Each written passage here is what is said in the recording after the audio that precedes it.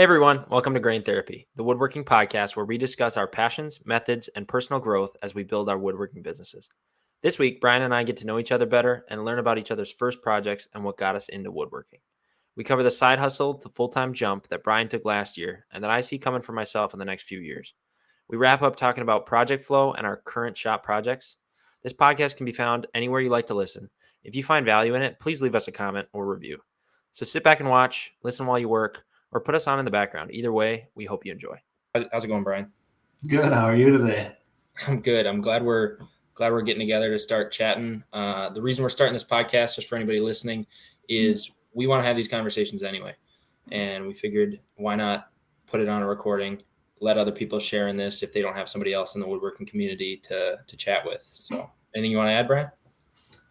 Yeah, just we met through, really Instagram connections with somebody from your high school, and he had me do a few projects for him. And he actually the first time he reached out to me was he asked if he could come be an apprentice in my shop. And that just never quite worked out. I think it was just busy schedules and things like that. And but yeah, so that's how I met Jay, and then he introduced us, and yeah, it just seemed like first time we met each other it just felt like a person who I'd love to hang out in the shop with. And yes, now we're talking here. It just it's kind of intimidating hopping on a podcast together, right? But I think the few times that we've talked in person about woodworking, it's just there's so many things we can talk about, and we both come from similar backgrounds as engineers, and the fact that you made the jump and you're full time is pretty inspiring. And just wanting to, pick your brain, talk to you about how that's going, and also encourage you through your own growth and how you learn and get more customers and everything too. So I'm excited what we can chat about here. Well, cool. Yeah, no, I really appreciate that, first of all. And then, yeah, second, just want to reiterate and give you the compliment back. I have been doing this full time for a little bit, and I have a little bit more business experience. I ran my own business unit in my old engineering job. But that's not to say I noticed right away with you, there's some things that if I had more of what you had, I'd be quite a bit further. And so, yeah, it's cool to see that just we're at different stages, but trying to do the same thing with, slightly different, we're different personalities, but we complement each other super well.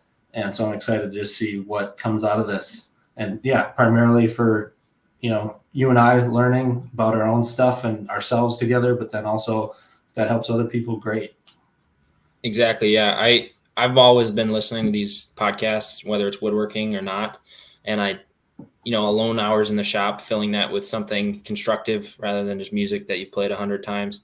It's pretty nice. So I hope that other people can kind of hear the conversations we have and build their own business or even just hobby within woodworking, and just take the concepts that we're going to chat about and use them in their own lives just to get value. But when did you go? I don't think I've actually asked you. When did you go full time? So, yeah, I think so. It's been almost a year, maybe exactly a year. You'd think I'd have that date memorized, but I think it's just over a year. So last week must have been 1 year. So I had been doing woodworking for about 3.5 years. So it was during COVID. I got married in April 2020, and I had bought a table saw maybe a month and a half before that. And so I was burnt out at my old job.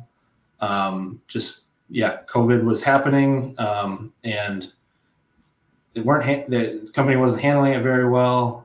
I had started to realize, this company is taking advantage of its employees to some degree and, making false promises. So I just needed something other than my job, and saw a table saw for sale, and I bought it. Also, at the same time, I was doing a lot of CrossFit. So I was a big CrossFit guy. Awesome. Not your stereotypical guy. I'm not one who would tell you about it if you didn't ask. So that's the stereotype. Sure. Yeah. That's usually, hi, nice to meet you. I'm Brian. I do CrossFit. Yeah. So I wasn't that, thank goodness. But I had just been doing one of the workouts for the yearly thing. Man, I can't even remember what it is. But you submit these times for 5 different workouts to see if you can make the games. Everybody in the gym did it. Like most people, you can sign up and know that you have no chance, and so just everybody does it. And I fell during one of the workouts, and so I like fainted during it, like during a really dangerous movement. I was doing toes to bar, so you like flip your body full upside down. And I had just finished a set. I dropped from the bar and I passed out. And so I got really spooked, and now so stressed out at my job. Also don't have my outlet, which was working out. Mm-hmm. So I picked up woodworking, and the rest is history. So that's actually how I got started here recently. But yeah, how did you get started? Oh, go ahead. Do you have a question? All right, I got questions. I got to quiz you. Where did you find the table saw? Marketplace? Facebook Marketplace. So yeah, it was the new Craigslist. Yeah, that's awesome. So was it YouTube videos or something that you'd already seen that kind of tipped you off that you might like it, or how did you have the inkling that a table saw might be the key? I think my memory is fuzzy here, but I'll do my best. I took shop class in middle school and high school, so I'm going way back to answer your question. But I had a really awesome middle school woods teacher. His name was Bill Gangle, and I built like a clock was like the first project. You had to pick between a chessboard and a clock, and I chose a clock because I wanted to try out I wanted to cut out a pattern where the pendulum swung behind it, so you'd see it swinging behind a pattern, and I was really excited about that pattern. Yeah, weird, right? And so I did that. He encouraged me at the end of that class to enter my project into the state fair. So I entered it and got the purple ribbon. So I got so that was like the way the purple ribbon was explained to me back then. I don't know if this is actually the case, but it's the blue ribbon of the blue ribbons in the woodworking category. Okay. So that just like blew my mind. Like I couldn't believe that I had done something like, the first time through, like I thought it was something really cool. It all made sense to me. Like I always loved knowing how things were made growing up. And like, he just encouraged everything about that in me. And so that was really cool. It was probably the first significant time I had that outside of my parents, Mm-hmm. And so it was super impactful. And then he was also the track coach in high school, and he passed away. And he had done some like really impactful speeches, and just like, so like that just built up like a really solid foundation for like, I'm going to do this more someday. And then, but I always assumed it was going to be something that I did, in retirement, like let's start a cabinet shop. And so that way, like I'm still making money, but I'm not draining my retirement.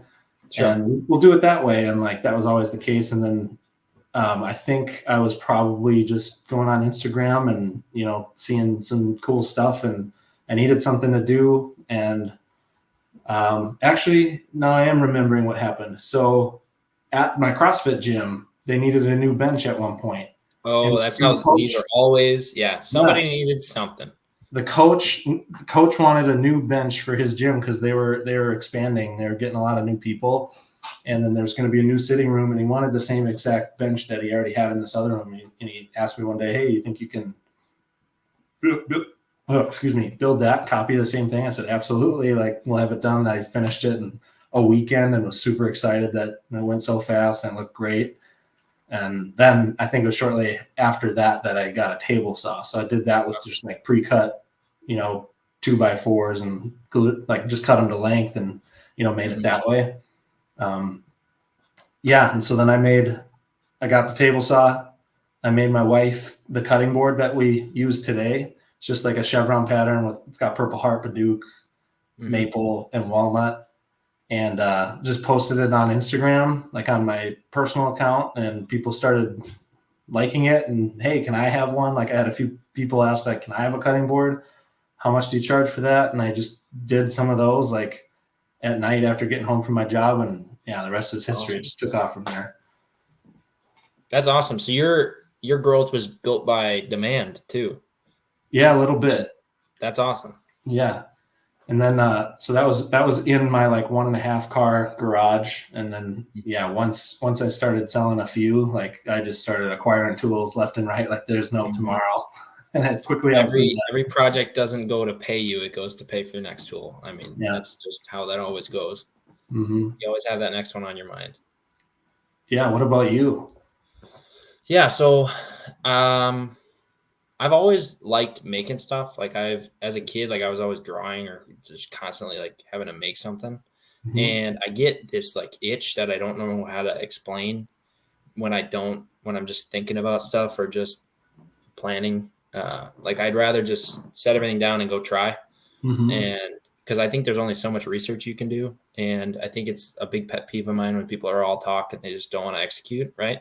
So part of the reason I'm really glad we're doing this, we're just going for it, having the Mm-hmm. conversation. So, but that stems back from when I was a kid, people would say, oh, let's do this someday, or let's do this someday. I don't ever say someday anymore because I want to do it now. And if it Mm-hmm. doesn't work out, you got to make adjustments, but that's kind of what'll happen anyway. Right. So, my grandpa, he lived 2 houses away growing up. And so I'd spend a lot of summers just walking to their house, hanging out, helping him either move wood. He had a wood heated house through the winter in Minnesota. So we'd haul wood or we'd be making something in his backyard. He had a second garage. So we'd be making something in there or working on a car or mowing a lawn or whatever it was. So just did a lot of tasks with him. And one day I remember I was a little kid. I wanted to make a truck, like a little truck, I don't know, to play with, like a Mm-hmm. toy. So I don't know. Within a 30 minutes, we had cut up some plywood, tacked it together with nails. It was the cheesiest little truck thing in the world. But the fact that we had an idea and we made it within about 30 minutes blew my mind. Yeah. And you don't need something from Toys R Us or whatever. You can make your own stuff, and there's so much more value to it. I still have it somewhere in the house. I don't quite know Oh, where, cool. that Yeah. little truck. But just the idea of of a concept turning into reality is kind of where I'm obsessed. So yeah, going to college, I was watching YouTube in my free time as everybody else was, and watching all the woodworking YouTubers, and it's like I could do that. I could do that. That's Mm-hmm. you just need all the tools, and then you could do that. Which obviously they're good YouTubers, so they make it look easy, right? Yeah. But then you get a tool and you try to get close. So I remember getting a jigsaw. I was on an internship up in North Dakota, and I was sleeping on a mattress right on the ground. So I was like, I need to boost this thing up. So I got some 1x1s or 2x2s or whatever, crappy pine, and I bought a Harbor Freight jigsaw, which I Mm-hmm. think I still have in the shop. And I cut up all these sticks with that jigsaw in the wash bay of the apartment parking garage. So there's like this car wash bay, and I Yeah. was just down there cutting that up, and then I just hosed down all the wood down into the drain down there, and I just wanted to make something, so I made a just a stage for my bed to sit on, and then made the next thing and made the next thing, and then a couple years later, I was making kitchen cabinets for my mom, and then Okay. I was making tables, and now we're here today trying to make kind of luxury standalone furniture like these cabinets and tables that I've been working on recently. So just kind of evolving and always had an eye for design with Mm-hmm. the art and the architecture. I was going to be going for architecture, but I went for the mechanical engineering, which put me Okay. more on that technical side. But it's still that creative that I got to create something every day, or at least make progress toward the next thing. Otherwise, I feel terrible, and I don't. I know that's not good, but it's just It's where I'm at. real. Yeah. No, I had a similar realization about myself, in the last couple of weeks. It's like, so I've been dealing with, um, yeah, we'll get into my like therapy background at some point. Sure. But so I do a lot of reflecting, and like this part of my life right now is like that's kind of the main focus. It's like figure out what actually fulfills me, because I spent a lot of my life doing things that I thought I should do because I'd be good at, or like people recognize that talent in me, and so then I went that way because I thought that's what Mhm. I should do. um, And yeah, so one of the things as I'm starting to like unlearn a lot of things so I can get back to who I am, I've been struggling a lot with like exactly what you mentioned is like that for me to like hang up my towel for the day, I have to have produced something in some manner. Otherwise I can't move on. And so if I don't meet that like minimum threshold, I set my next day up for like massive failure. Yeah, And because you gotta catch up. yeah, Right. and like reasonably, I can catch up, but the amount of stress and turmoil and torture that I put myself through until that moment comes is just huge. And Mm-hmm. I'm learning to accept that's the case. And yeah, let's work around it, not just let that get me down. And so Sure. that's like a big part of where I'm at today. So it's interesting that you said that. I wouldn't have guessed that about you, that you have to produce something to feel good. Oh, yeah, like literally, like even if I'm at work and I know I can't have shop time that day, I'll take 5 minutes and I'll make a list of ideas or I'll draw a sketch and then I'll be like, okay, this is something toward Mhm. I have a pile of papers that are literally sketches of furniture I'm never going to build because it doesn't even look that nice, but I'm trying to like think outside the box or do whatever just to make something or make the next step. Because if I don't add a little progress every day, I feel like I'm falling behind. Yeah, Uh, sure. and I'm not even, this isn't even my like income yet or my Mhm. living. So but I want so badly for it to be that it's like, if I'm not pushing, I'm just sitting at a cube doing my work and I'm working hard, but it's not giving me that passion that the Yeah. woodworking does. It's not creating your future, right? Yeah. Like it's creating a means to do that, but not Yeah. it. And Yeah. it's hard because when coworkers find out too, I don't know, I want to hear how this worked for you.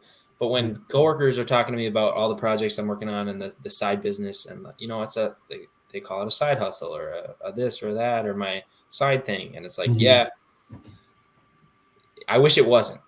I know it should be for a while, and I got to do this right. And I'm still grateful for my job, and it's great, and it pays the bills way better than my woodworking could at the moment.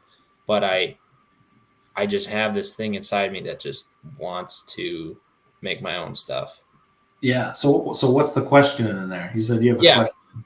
Did your coworkers find out? How did they react when you were kind of working toward leaving?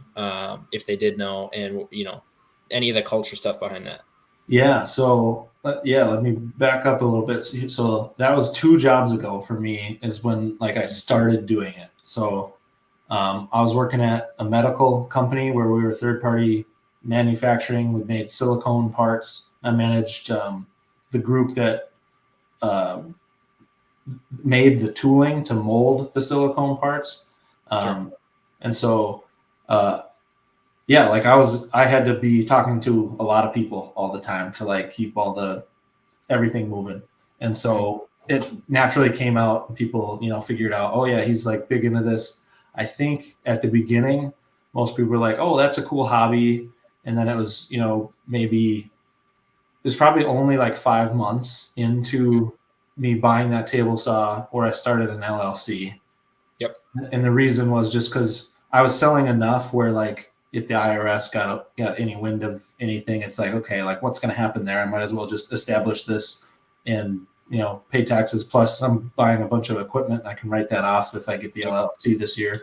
So it was more like at the time that I started it, it wasn't to try to be this big business. It was just like, hey, like let's have the door open in case something happens. Mhm. Um, but yeah, people at work, once I said, here's my established business, everybody was pretty excited, like encouraging, like, oh, if there's a thing that I can make, um, like, yeah, what can you make for me? I've always wanted a cutting board or a sign on the wall. And then, I'd try to quote them, but it was right at the beginning. So I'd do that thing where it's a little bit low, like it's a part-time thing. So I don't need to make a profit on it. I'm just having fun for Mhm.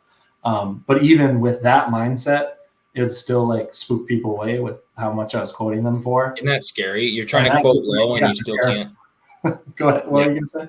Well, yeah, just that idea of, hey, I'm going to quote this low so it's approachable, because I need to, even if I just do materials plus a touch just to buy the next tool kind of thing. And then they're still like, whoa. And you're like, okay, sorry, go to IKEA. My bad. Like, I don't know what to tell you. And so, I mean, it was nice in that regard to be like, I'm practicing having this conversation and it's not my full-time thing. Right. So like, that's good because I would not have been ready for that if I just jumped in full head first. And like, now the first person I quoted is just like, that's way too much money. And so yeah, we'll talk way more about that in like later episodes, I'm sure.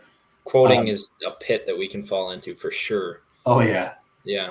But yeah, everyone seemed to be pretty supportive, which was cool. But there was like the awkwardness only around. You can definitely tell I'm more passionate about that thing than being here, and so that was the only thing that like was a little hard. But I mean, I was being suffocated in that place, and most of the people I was talking to felt like they were being suffocated at that place. So it was mostly like, good for you, like, hope this works out, but a little bit of awkwardness.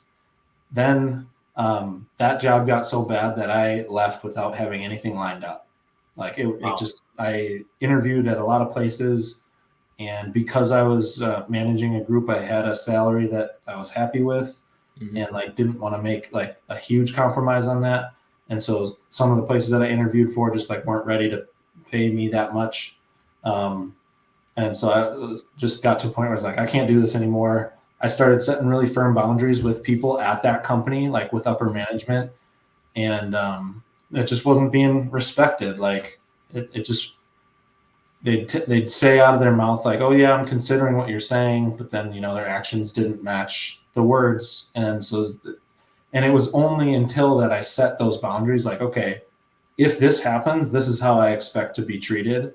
If I do this and that's bad, this is how I would expect it to be handled fairly. And like neither of those were happening.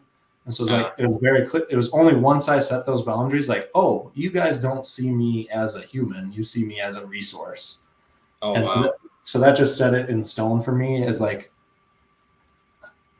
yeah, not to speak super well of myself, but like I was a important cog in the machine that was happening.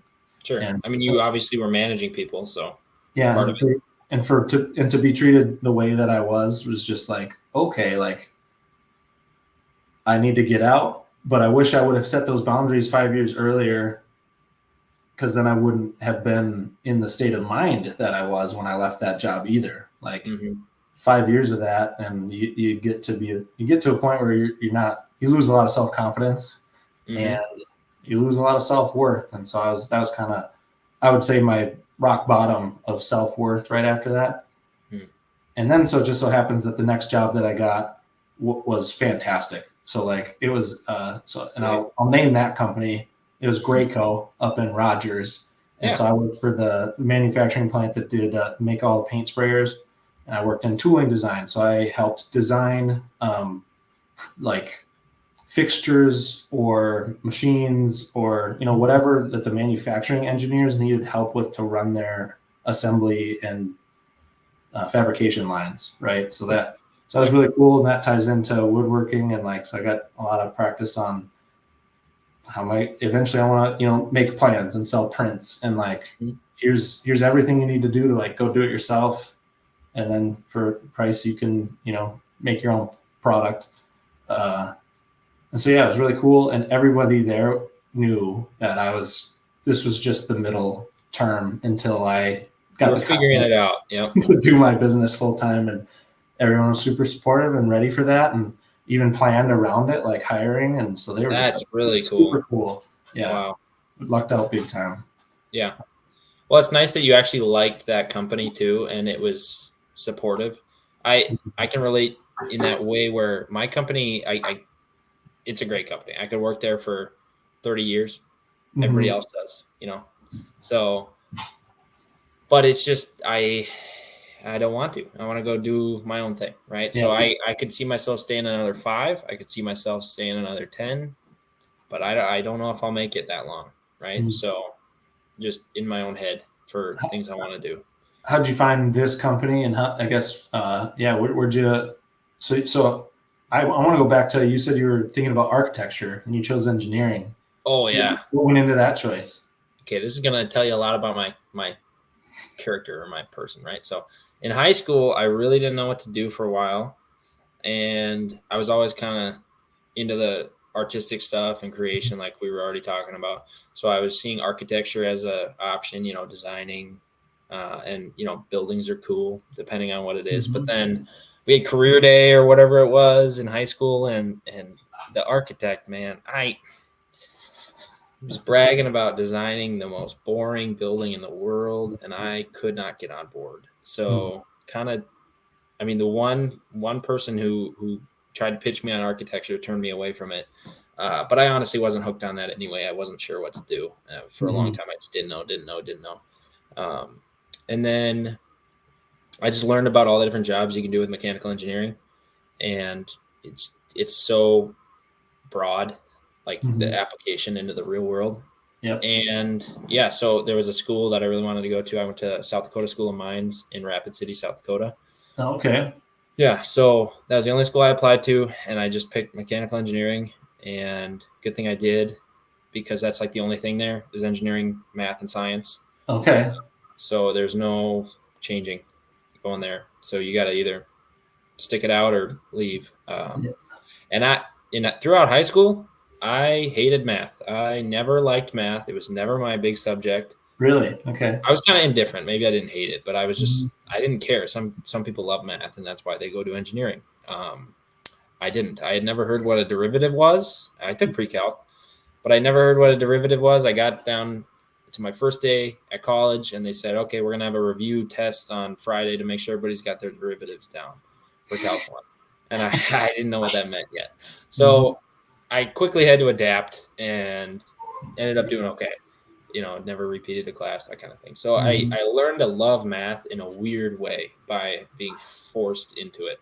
Sure. And it's more on the physics side that I actually like math, not the calculus or theory or any of that. But the physics side of it is pretty fun. And I think that's where a lot of mechanical engineers end up.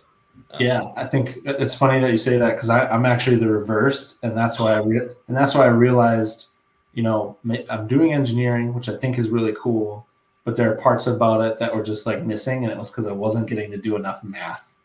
so it's hilarious that we're like the exact opposite. I loved math, and this is going to say a lot about me too, is because I knew, like on test days or like, even just like doing the homework, there's one answer. There's one answer, and if I can find, like, if I know that I did all the steps, like I can even like confirm that that's the right answer in a couple ways. Sure. And then I'm good. And so it's like no more double checking. It's just like, we got there. This is the answer. Where all the other subjects are like, it's open to interpretation, and I'm super pumped about that. But I've never been good at like weighing my internal pressure with the external pressure to get the right answer. And so math just took away all that. It was just like, it's true or it's not. Yep. Right. Yeah, I just don't like math. I still don't love it. I love Excel, but not math itself. Sure. But physics, just being able to predict the real world with physics, super cool too. It's so broad, and that's the cool part. But I don't do a ton of that right now anyway. So, but yeah, overall, I like my company a lot. So what do you do? What's your actual job? I'm a test engineer. Yep. And so I work on construction equipment. So I do testing for small duty construction equipment. Yeah. Okay. So lots of various things. So somebody gives you a product, or it's before the product's released, or like before it's for sale, you're like making sure it's like kind of is it a quality engineer? Or is no, so this is straight test engineering. So I do a lot of work with the design teams, but it's also, so I do current product, so stuff that's already in production. And so that's a lot of testing for warranty. So if any parts are breaking in the field that need to be investigated, I see. Yeah, I'll set up a test to try to replicate what's happening in the field and see if we can cause an early failure, that kind of thing. Okay. All right. Get to root cause. Or it's more of, we already found a solution, and then I need to validate that solution on a machine. So if it's like a new engine or something, set up that engine on the new machine, get it out into the field, get some get some hours on it, and put it through its paces to kind of validate the new parts. Mm-hmm. And also working with new product teams, which is super early on prototypes, just seeing what it can do, trying to compare it to competitor equipment and see what kind of application loadings and situations that the machine is put in, and then try to replicate that in the lab to do that to our prototype, see how they hold up, put hours on them in the field, all that kind of thing. So tracking just a bunch of different machines as they acquire hours and go through durability, safety, and also performance testing.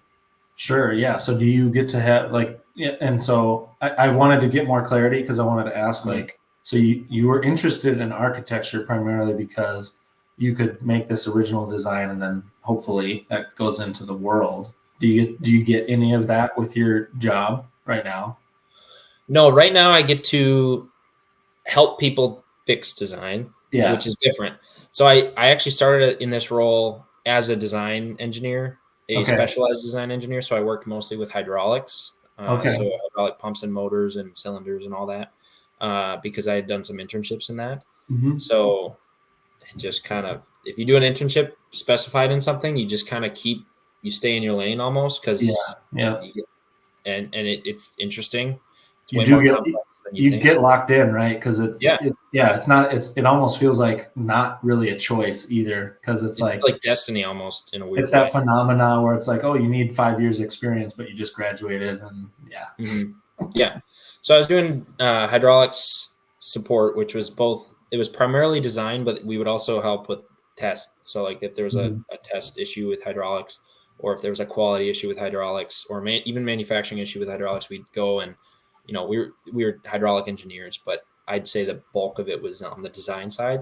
Mm-hmm. And then after 2 years of that, I just felt like I was getting stuck in a box a little bit because hydraulics is starting to be designed out of a lot of things as the world is trying to go electric with everything.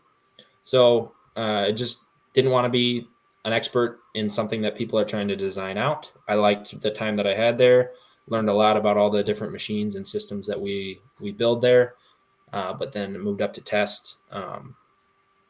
Because I like the test department. I like the people up there. And my new boss, actually, so I moved this last spring. My new boss is a woodworker too. So I used to go up to the test department and kind of talk woodworking every once in a while, just to break things down, run things by him, ideas and things. And he's got a CNC, so it's always good to have a friend that's got a CNC. So and now that's my boss. So it's kind of funny too, because we try not to talk all day about woodworking, but all I want to do is talk about woodworking. So, it's good, the new team, but that's kind of why I was asking about the dynamic and the culture, because people they can tell I'm passionate about it, where if they ask me, I will just do what I'm doing now and I'll rant. But if they ask me questions about work, I'll tell them what it is and, get right to it, but I'm not talking for hours about work unless I'm in a meeting. Right. So, Well, so you asked the question, like, how was it with coworkers when you were doing the transition? Is it because you're worried about something, or are you just curious? Kind of, yeah. Like it's that art. You kind of mentioned the awkwardness, right? Yeah.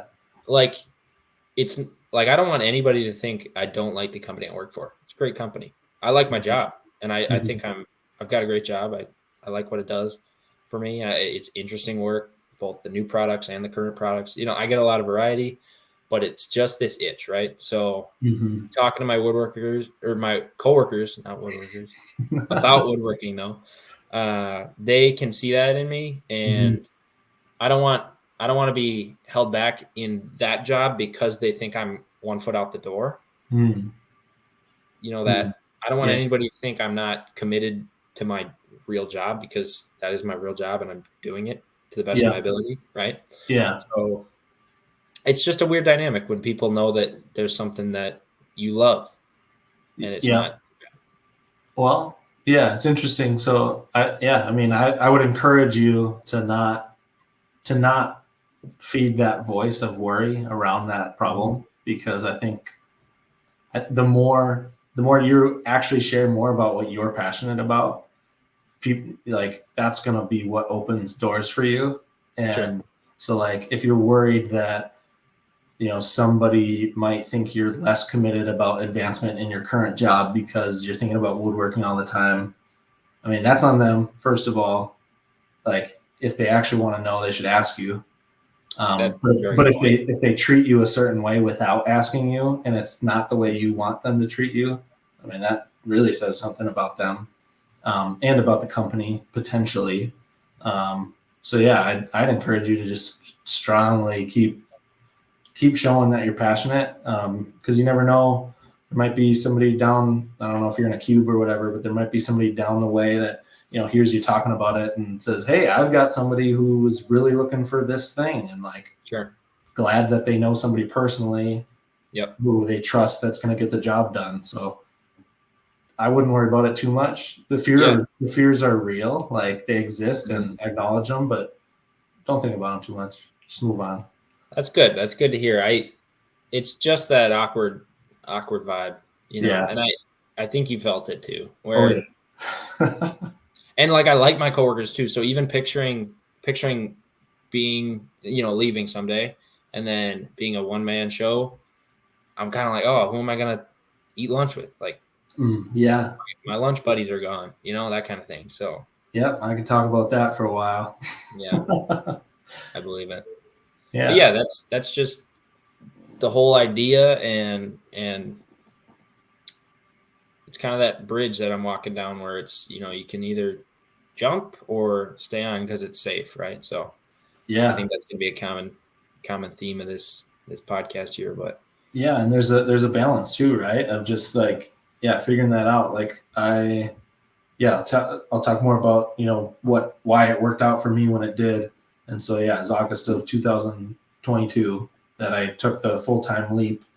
And yeah, so basically cut my engineering salary in eight, right, for the first year. That's if I'm making money. So there's still a chance that I might not go profitable. So the only reason that I was able to do that is because my wife has a pretty decent job, and um, we have relatively low bills. So yeah, those are obviously huge factors. mhm. But yeah, when it comes to how I got to the point where I decided and had to make that decision, was I was, I was at this job that I liked everybody. They liked me. They respected the work that I did. They even thought that I was working too hard at the same time that I thought I was just slacking off. Sure. I remember watching woodworking YouTube videos there during the day, every day, Oh wow, yeah, like while I'm working too, but yeah, like yeah, obviously very excited about it. Um, and yeah, it got to the point where it's just like, it was painful for me to picture spending my time here at this company where I didn't see a future for myself, mm, and when I could be in the shop making stuff. And yeah, so it actually became more painful to continue on as I was than make a really scary change and think yeah. about what might happen with that scary change. So, and it might be different for everybody, but that's what it was for me. That was I got to do this now. That's really exciting though too, because you made that scary choice, and then you're living like I bet your adrenaline is up there for the next few weeks, months, whatever. Maybe it's still up there, Long time. It's still there from day to day. Yeah. but you're doing what you love, and yeah, there are going to be parts the middle 80% of every project kind of sucks. The first 10% is amazing, the last 10% is amazing, but that Yeah. middle is like, oh boy, we got to finish this. But yeah, that's sweet that that you were able to take that risk, but also have confidence and know that it was a good choice overall for you. When you're at the company, like I've had certain days. Today was great at work, right? Just it's a Mhm. normal Tuesday, right? But had a lot to do, was busy, made some good contributions, and then you feel better when you're actually making real progress.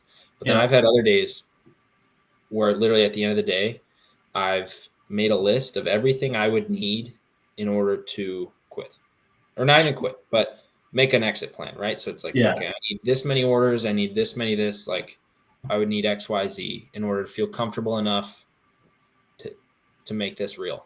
Sure. So, and I'm already making these lists, but I'm very far from it still. And Yeah. that's, kind of It's that pain that you were talking about.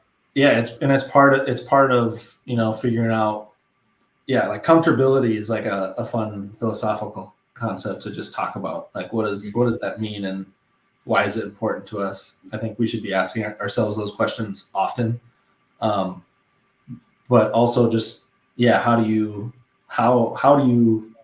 transcribe that into like a meaningful language where you're like, okay, now I can make this decision. That's hard. And so that takes a long time to get to a point where it makes sense logically and emotionally. And so that's the hard part. So yeah. So what are some of those? Maybe that's not the right question. But yeah, what are you? Yeah, go ahead. Yeah, that's a good question. Like, were you gonna say what are the things you need? Yeah, what do you think it is today as it sits? I mean, I've got a truck payment. I gotta pay off Yeah. my truck. So it's just like stuff. It's just I need to have my emergency fund in order. I need to, I have my truck paid off probably. I need to have X number of orders coming in at least, so that way I know if I can keep that number rolling, it's something sustainable. Mm-hmm. My wife makes enough that it's not detrimental if I just go to that income, right? Like, Mm-hmm. so it's just stability, and I think that's my biggest worry overall in life too, is just stability, because I didn't have a ton of it always. Mm-hmm. So yeah, I'm just always brought back to that. So then Yeah.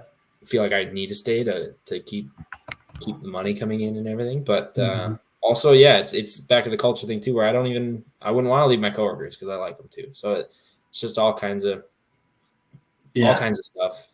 There's a ton to navigate. Yeah. And You could add something to the list every day of something you think you need, but at the end of the day, if that company went down, if I was fired tomorrow, maybe I could make this work, but most likely I'd have to go get something else to buy myself some more time to get stable with the work. Yeah, I think it's important to ask yourself those questions, look at it, and be honest about it too. Because like sometimes, I mean, I'll speak for myself, but like exactly what you're describing, I'll be like, okay, I need this, I need this, I need this, and then I'll be okay. And I think the actual reality of it is we're gonna be okay no matter what. But yeah, it's like what can we live with, and what will we dwell on if it doesn't go the way that we hope or plan. Sure. And yeah, it's like you gotta, I think for me, the more important thing was to like figure out, okay, to help make that decision of making the leap was, how much do I believe in myself if none of this were to go to plan? And then so that was like the key for me in making that shift. And that took therapy and, struggle between my wife and I, and like, a lot had to go into getting me to that point. And I've still got a really long way to go to believe in myself. But yeah, that's a big thing that goes into it. And I'm sure anybody who is thinking about being self-employed and doing their own thing, you're going to have to go through that to some degree. And it's just part of it. Do you think that you are, or how am I going to phrase this the best? When you were deciding to leave, was failure an option, possible, or likely in your brain? Or not an option, right? So like, a possibility, you're saying. Yeah. So if it failed, do you go back to being an engineer somewhere? Because you've got the resume, obviously. So, or are you, failure is not an option?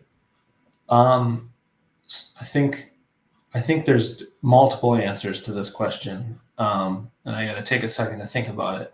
I think the main thing that was in my mind was, even if this fails, I do have confidence and experience in my resume and, the experience that I've had up till now. Right. Not to mention that starting my own business and failing is still going to be really good resume building material. Like, I'm going to learn a lot from that if that's the failure, and having the confidence in myself that I can turn that into a good thing that gets me a better engineering job than I had before. So like, that was like the main thing, but that was also the conversation I was having with my wife more than anything too. Like, because we're a unit. This is a team at the end of the day, and we've got to make sure we're both relatively comfortable with trying this. I was a lot more comfortable than she was. Okay. She prioritizes stability much higher than I do, and so that's something we had to work through and have many conversations about. But I think what were the other? Yeah, so I did see it as a possibility, but I had my bets hedged as well as I could. Right. The way I treat it on a regular basis is more like it's kind of like a 50-50 of like keeping all the options open because I don't know what this is going to turn into. I'm mostly using my business as an avenue to explore me and explore what, like, obviously I have this talent of woodworking and I have a way of designing and like bringing these things together, and I really enjoy those things. But it's more about me learning how to use those skills for my own satisfaction, where I don't need external evidence. Like I don't need somebody telling me that this is good.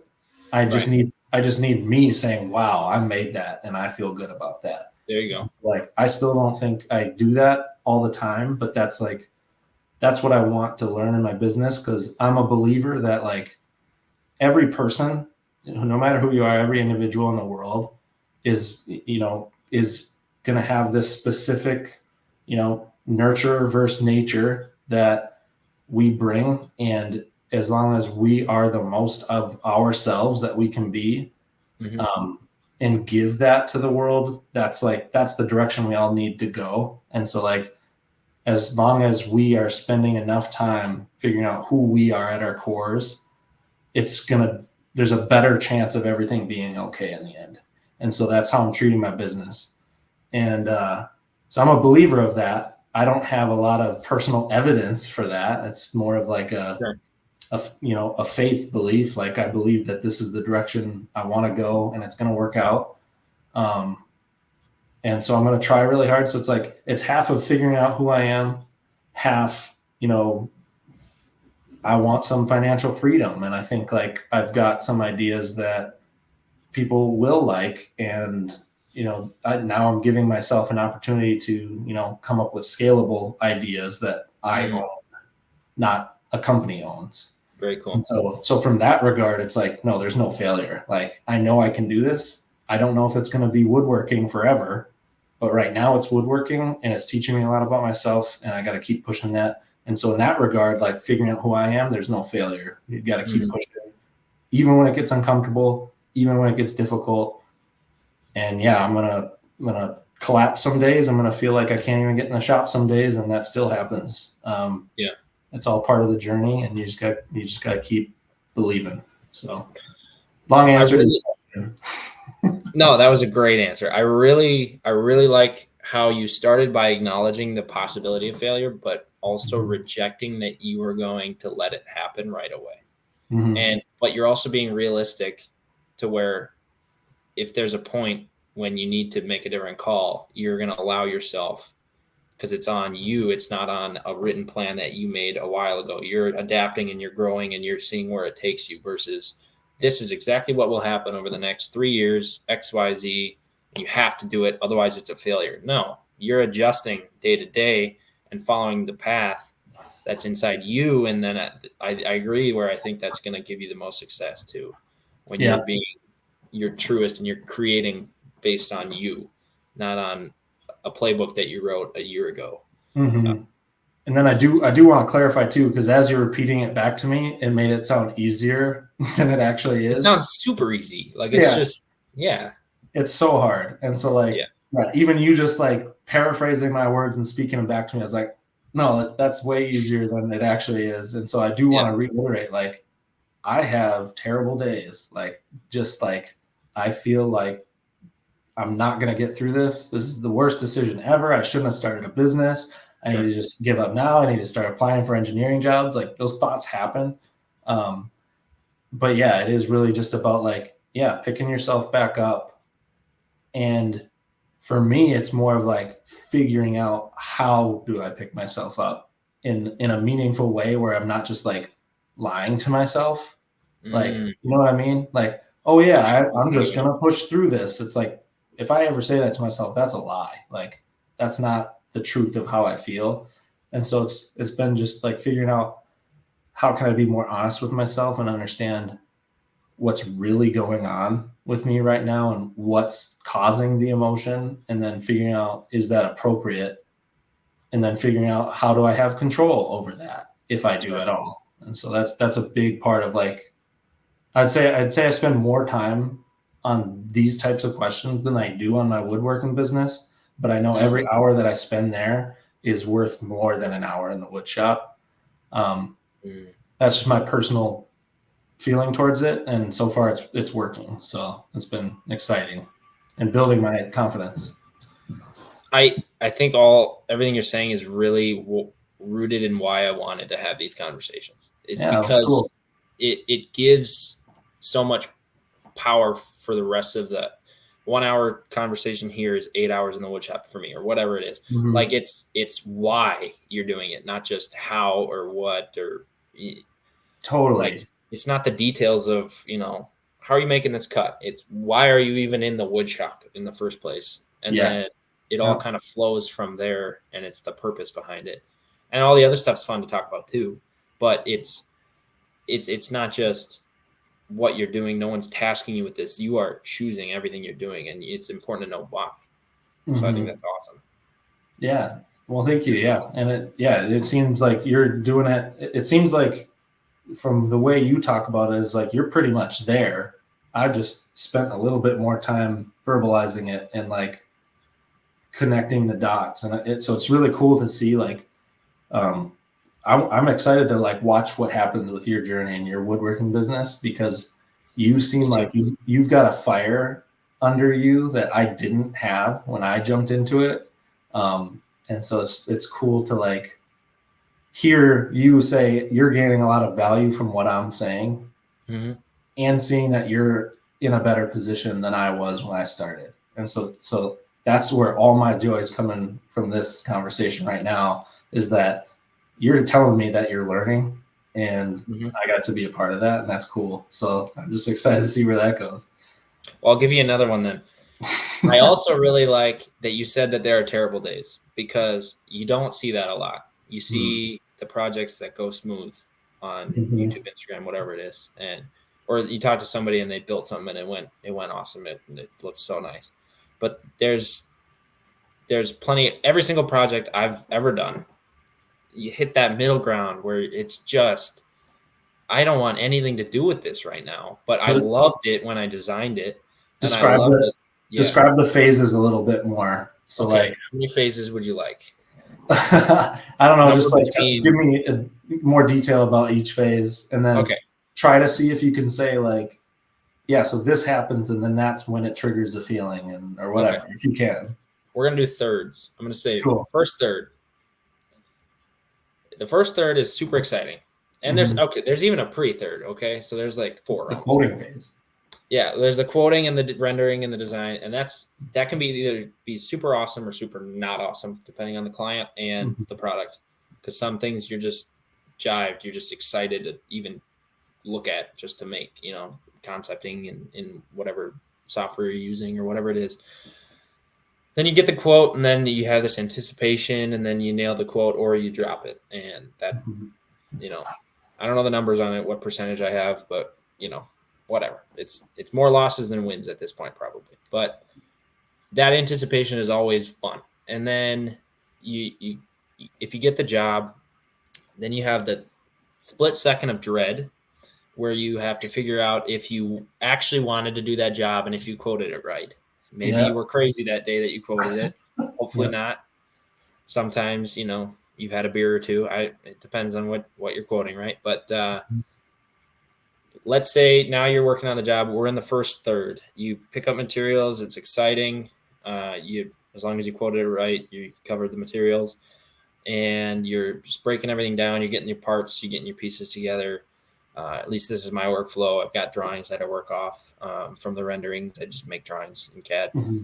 And that's really fun. You feel efficient. You're working on processes. You want to be clean about it, and you've got a system. And then you start putting the pieces together. And then with a lot of projects, if you're challenging yourself, which I think is important, you reach the part where you don't know exactly what you're doing. And I feel like that should happen in every project, because if you make just the same thing all the time, you can do well, but then you're not challenging yourself. You're not learning. Like, for instance, I know that you're working on this table. That's a big learning experience Oh for yeah. you, I bet. Yeah. And there are these challenges where you know the plan up until you don't know the plan. And I call that the middle third, where for my most recent project, it's the steam bending on this cabinet that I'm working on. Mm-hmm. The bent laminations. I don't know what I'm doing. I'm excited for it, and I'm excited while I'm doing it. And as soon as I crest that hill of knowing that I did it and I pulled off that portion of it, then I fall into the pit of finishing it out. So I got to be able to execute the rest of the project. I know how the rest of it's going to go. I'm not worried about if I can do it or not. And it's just time.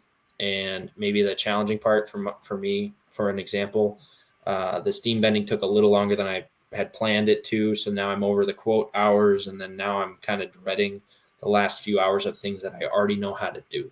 And that probably be the last third until that last bit where you're putting on finish, and then it comes together and you feel great. Mm-hmm. So I think that'd be the arc for me. It's that anticipation bringing you up like a roller coaster, the dread right when you're about to drop. The drop feels great, and then the rest of the ride is up and down, and it's that middle third for me that can be hard to push through. Sure. And so, yeah, I guess I mean, I'd love to talk more about the personal challenges that my table has brought. I don't think today's the day, but I do want to ask the question of like, so I find that so I don't have the same phases. I definitely have the parts in the project where this was the thing that I was challenging myself with, and I don't actually know how to do it yet. And I'm learning on the fly, and I'm, wasting some material to figure out what this one thing is. So that I'd call that like an internal pressure. I'm having a bad time because I'm making myself have a bad time in that scenario. Mm-hmm. How do you ever find yourself having a bad time and putting the blame on the customer? And like, even then you end up realizing once you dig through all the weeds, it's like, oh, that's still pressure I'm putting on myself. It's not from them, but it feels like it is. And so like, I'm curious if you've experienced a lot of that yet, or is it just, I wish I would have done this differently? Sure. Yeah. As soon as the quote is signed, everything feels like it's my fault, because I send drawings that are dimensioned and everything. Mm-hmm. And so if I'm going to send something that's stupid to make, like impossible or really annoying or difficult, I shouldn't have designed it that way. I need to fix my design, make it more approachable. So I just feel, because it's on me, that I sent a drawing. If I didn't send a drawing, or if I haven't had people coming in halfway through trying to change designs, I think that would probably, I'm just predicting here that that's going to be a sore spot for me. If people want to change the design halfway through, and I've got everything planned for this, and then now I got to make big adjustments, because I'm great at executing a plan if it's not changing.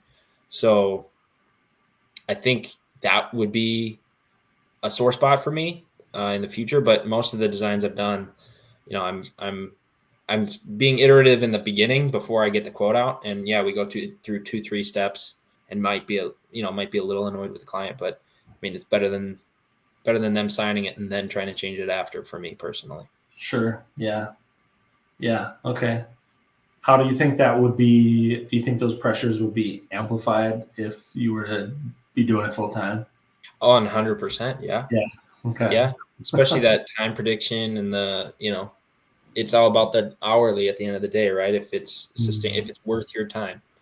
Sure. So if I quote it way wrong, and I'm just kind of shooting myself in the foot with the timing, that's on me. Oops. So how do you picture, so when you do, I think, inevitably take this full time, seems like that's the path you're on, and you're gonna make it happen. When you do that, are you picturing like what kind of schedule are you picturing for yourself? Are you like, is it a 40-hour work week? Is it 80 for 2 years until I make it, profitable and then it's down to 40? Or like, just curious what your expectation is right now, or if you've even thought that far. Yeah. I think I would do. I'm trying to think of balance, right? Because right now I go to work and I work my 8 or 9 hours, and then I come home and then I try to work 4 hours, and then I try to give a little bit of time and attention to my wife or family or dog or whatever. Mm-hmm. And then on the weekends, we either have plans or we don't. If we don't have plans, that's wood shop. Sorry. So I think if I were to go full time, I'd be able to have better balance. But I think I'd be somewhere in that 60-hour range. Okay. Comfortably, to where you like it enough, but you're not burning yourself out. Mm-hmm. But I think at the end of the day, I don't want full custom all the time. And this is like way future. This is like our dream, but I try to root myself in the end destination so I'm not going off path somewhere. Very good practice. Yeah. I'm trying to just keep my eye on one thing, which would be eventually having a full operating shop with anywhere from 20 to 50 individuals Okay. working on it in original designs, and then having a segment where we take in custom work. But that would be such a far end goal that I have to keep the root in my little one car shop. Sure. Yeah. Shop. So I'm trying to take in custom work, but then I'm also trying to develop some signature designs that multiple people will like and want. And come up with systems and plan for more production style, but then also have the ability to create custom for the people who want that individual touch. So that doesn't answer your question fully, but time-wise. Oh, it does. Yeah. Time-wise for now, more time, and then in the future, less time, because we're going to eventually have a family and that kind of thing too. So, yeah.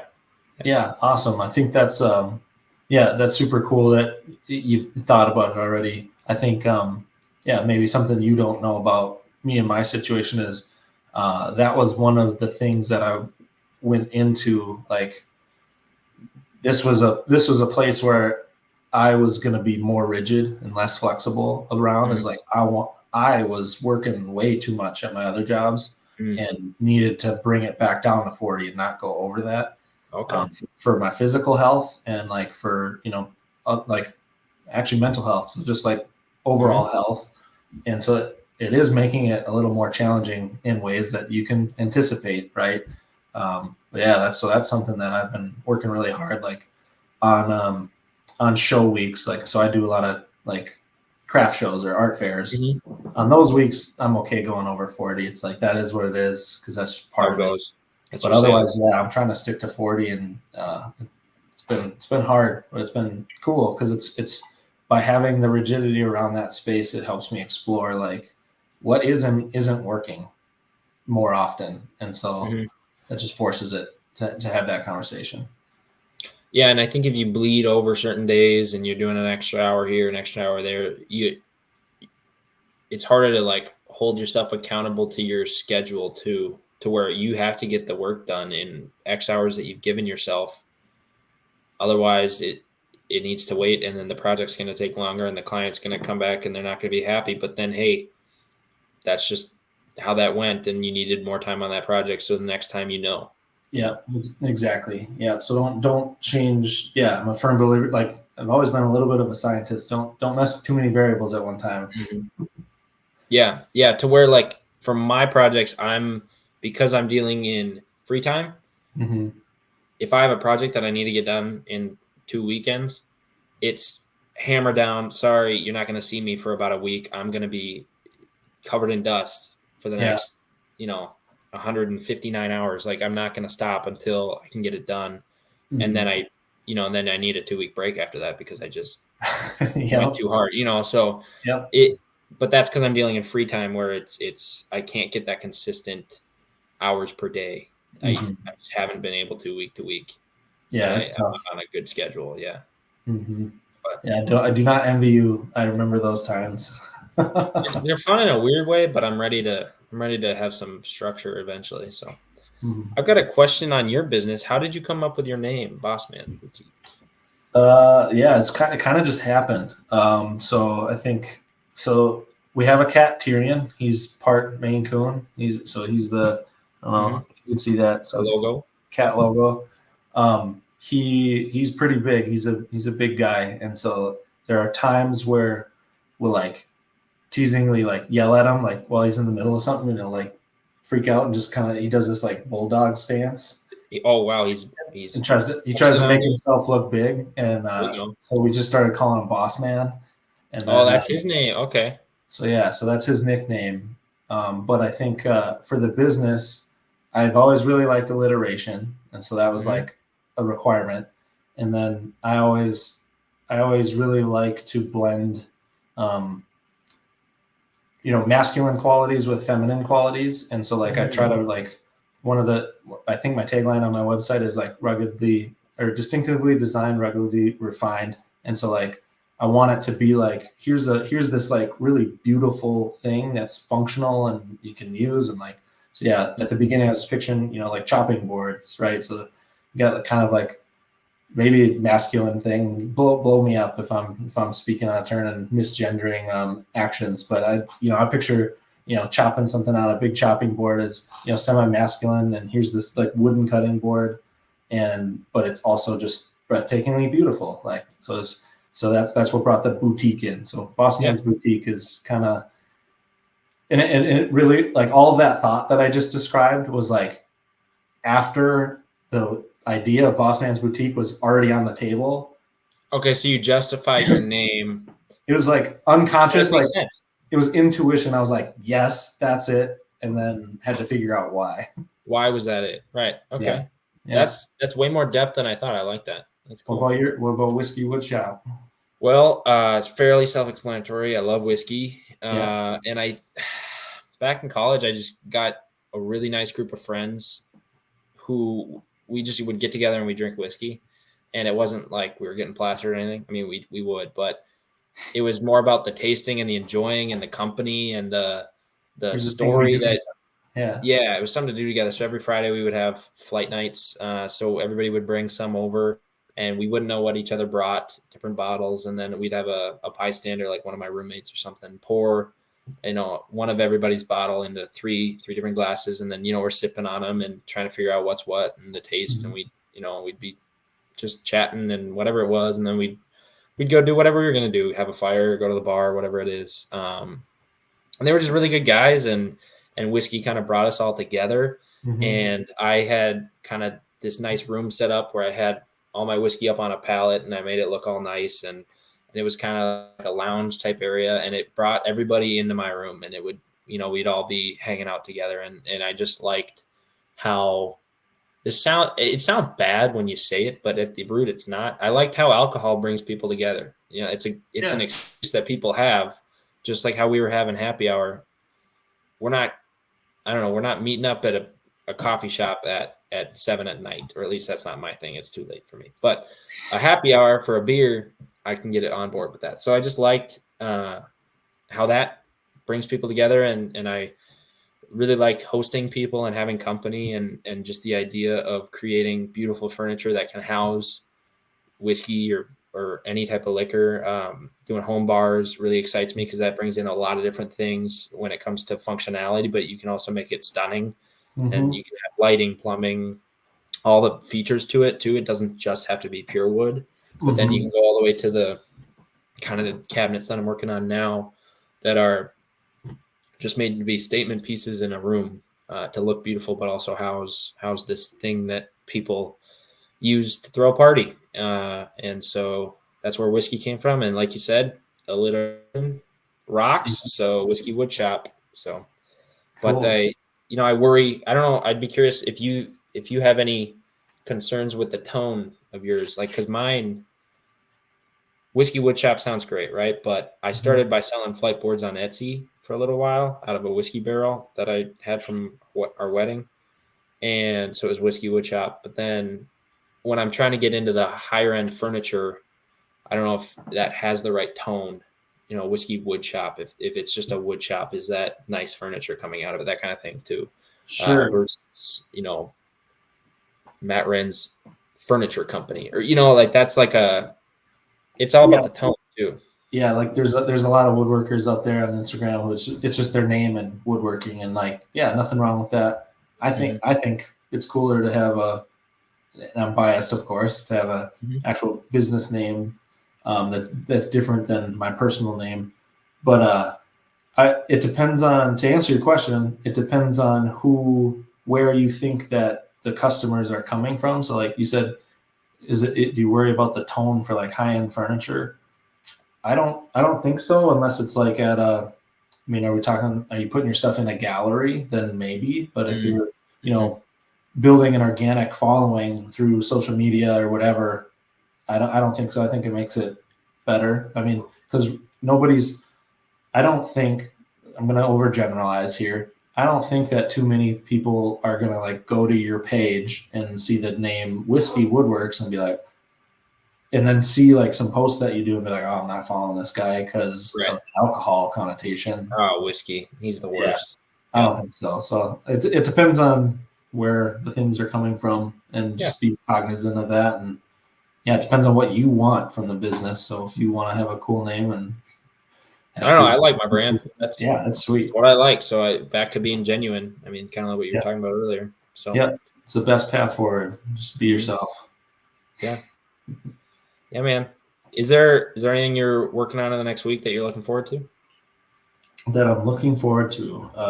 So I'm still doing the table. Today I got a battery box installed underneath, and so that's where the wires are going to feed to the linear actuators. So I'm excited to get work on that. I get nervous around electricity. I don't think this isn't like, with my engineering degree and what I've learned about it, it's not too bad. It's going to be fine. Yeah. But it still makes me like irrationally nervous. Sure. So I'm excited to do it and get through it and see if it can lift the table and it better. So this is that gaming table with a recessed top, right? Yeah. That the linear actuators lift. And then is there a concern at all? I wonder if this might not be a true concern, but about heat in that battery box. Do you have to cut any venting at all? I'm gonna so there's gonna be a little bit of venting just in case. I'm also gonna find a flame retardant sealant that I can do on the inside just in case. I don't think because really the only time you're going to be using it is it's got a toggle switch, so it's only going to be active when it's moving. So otherwise, it should be fine. Is it a force return to neutral, or is it like a 3-position switch where you can accidentally leave it on? Okay, so they could accidentally leave it on and have it burn out. I don't know. I should look up the motor specs. I think the motor has its own stop, so when it gets to its full height, it disconnects. Sweet. But I don't know that for sure. I need to verify. So just a thought. Just a thought. Yeah. Yeah, because then I could picture somebody. This is my job here. I have to picture all the people who shouldn't be operating machines. Yeah. What could they come up with, right? So, yeah. Yep, been there, and I should have thought a little bit more about that. I might be able to buy a switch that doesn't let it stay in the top position. That would be the cheapest solution. They have some toggle that just auto return to neutral, and then you can't. You have to forcibly hold it there, which wouldn't really happen. So, I think I should try to find that and just. It might not even be a concern. I don't know. Like maybe the motor would just stop working and not even be. But that has a feel of higher quality though too when you're using it. Yeah. Yeah. Good. What about you? Depends on what you're going for. So you did the bent lamination. Did you get your panels routed out in the doors? I got one door done, and then I ran out of walnut. Okay. Sucks. So I got to go get one board. So, and I was trying to piece together walnut in the shop that I had lying around, but I needed a 50-inch nice looking piece. And all the other batch I have is just too yellow, and I wanted to, keep it the same batch. So that's how it goes. I just have to run up to Iverson where I'm going for all the wood in the Twin Cities. So I'll grab a board or two here, probably close to this weekend. I got plenty of other stuff to do. I'm going to be doing a lot of sanding, and then there are a couple little imperfections in the bent lamination. So I picked up some dark wood glue. I've never used that before, just haven't had to. So I got some dark wood glue, and I'll sand in that area, and then fill the little. It's a couple little seams. It should fill fine, and then just got to do a lot of finishing work. So putting knobs or drilling holes for knobs in the drawers, and checking all my reveals on the drawers, tuning them, and then sanding everything and finishing. So yeah, cool. So you're getting close to the end here. The doors are the big hold up right now. I got to get that second door built so I can get it out for glass, because I have to have custom glass cut. So is that something you picture yourself trying to do yourself in the future? No, not if I don't have to. I mean, if always if, right? I'll try anything, but not with what I have right now. Not with the setup. Yeah. Once you have a more dedicated space, it's probably easier to make those types of decisions. Yeah, I would need I just wouldn't feel good in my shop cutting glass, because I don't have a nice place to keep it. It would all just it's kind of a rough shop right now. So yeah. Cool. Well, I realized one of the things we didn't really talk about this episode was what is our business? Like, just sure. What do we do, right? I figured they'd be scrolling Instagram the whole time anyway, right? Yeah. You spoke a little bit more than I did, but yeah, you can go first.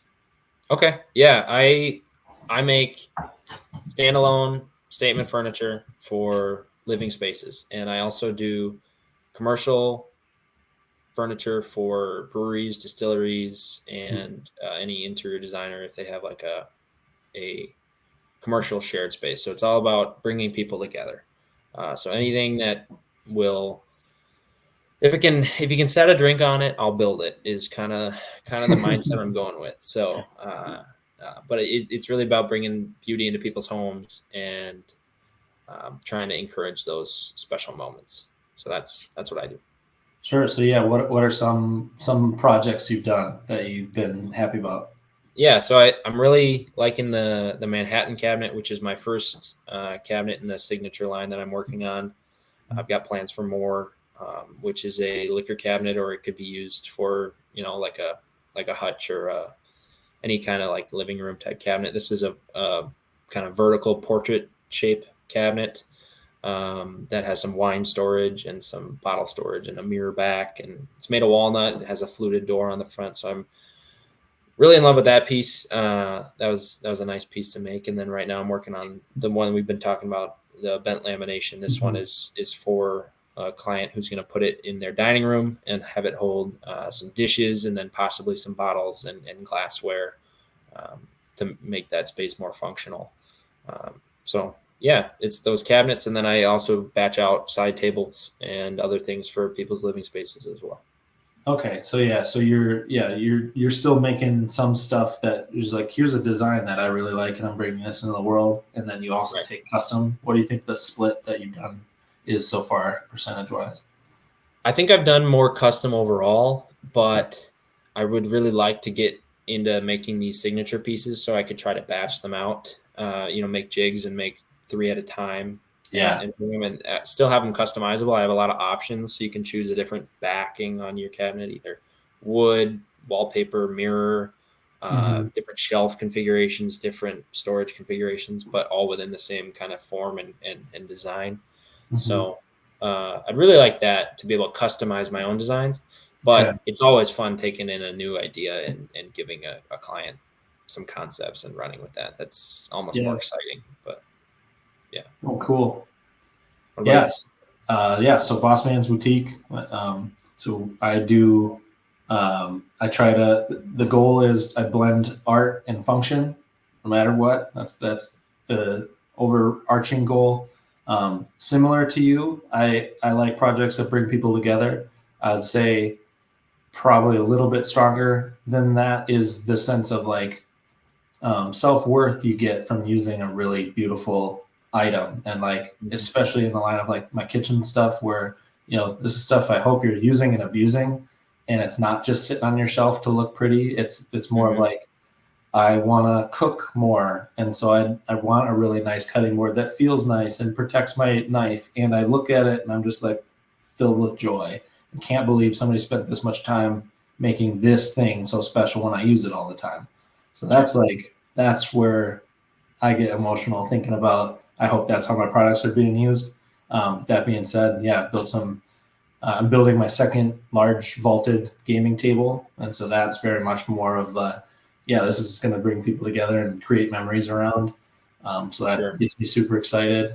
And then yeah, I'd say like just like you, I like to design my own stuff. I'm not really if somebody says, "Hey, I really like this product from Wayfair, but I want you to make it," I'm like I'm so turned off from that situation already. Like sometimes we can make it happen if you let me do some special things to it or do some really fancy inlay or whatever. I really like high contrast, and I like to just I hope that people walking by any of my product has to stop and be like, how did they do this? Or can't fathom that somebody put that much time into one thing. So those are the two things that I really like. Yeah. That's awesome. I want to say one thing to end it. What you said about the cutting board, right? I heard you post about that a week or two ago about you want these things to be used and you know, use it. Don't just set it in the corner of your kitchen, right? Yeah. Just to let it collect dust and, you know, because you stop looking at it if it's just in the corner. You want to use it. You want to look at it. You want to. So I've got a cutting board from a friend. His name's Jake, and so we bought one, you know, in the fall here, and we hadn't used it. It looks beautiful. It's cherry, maple, and walnut. Pretty simple, but end grain butcher block. And then after I saw your video, I was like, you know what? I'm making steaks tonight. So I made steaks, cut them up on the butcher block. It looked amazing. Put them in some food and, you know, steak salad or whatever it was. I don't remember, but because of that, I was like, I can't just let his piece just sit there. I'm going to use it. So now I've been using it, and it does feel good. So doesn't it? Yeah, it does. It does. Yep. And hey, I mean, it's just a cutting board. Why not use it? It's meant to be both. So yep. There's we can go on forever about the mentality and how we got to where we are, but and we'll wrap it up. Cool. Yeah, I mean, we might as well wrap it up. Yeah, no, it did inspire me to use somebody else's piece. I'll have to get one of yours at some point, but yeah, it's both about that beauty and function. That's the same thing that I'm always talking about too. I want those cabinets and the tables to mean something, but also be useful. Too. So, very nice. I think we could go on for way too long, so I think we might as well call it here, and we can get the next one going soon. I appreciate everybody for listening. If you're listening on any of the platforms, please consider liking. This is going to be a big growth opportunity for the both of us. We're still learning how to do this and what we enjoy about it. But even if no one views it, Brian, I'm glad we had this conversation, and I appreciate all the time and the feedback, and I hope you got value out of it as well. Absolutely. We've got a lot to learn from each other, so I'm excited to do just that. Awesome. Well, until next time, bye everybody. Have a good night. Thanks for tuning in this week. We'd be having these conversations with or without you because we get a lot of value out of this and we learn and grow together, but we're glad that you're here as well. Yes, please let us know what you think of the podcast by leaving a review or a rating, but also comment or share with your friends in the woodworking or small business community. I'm Matt from Whiskey Woodshop. And I'm Brian of Boss Man's Boutique. Thanks for listening.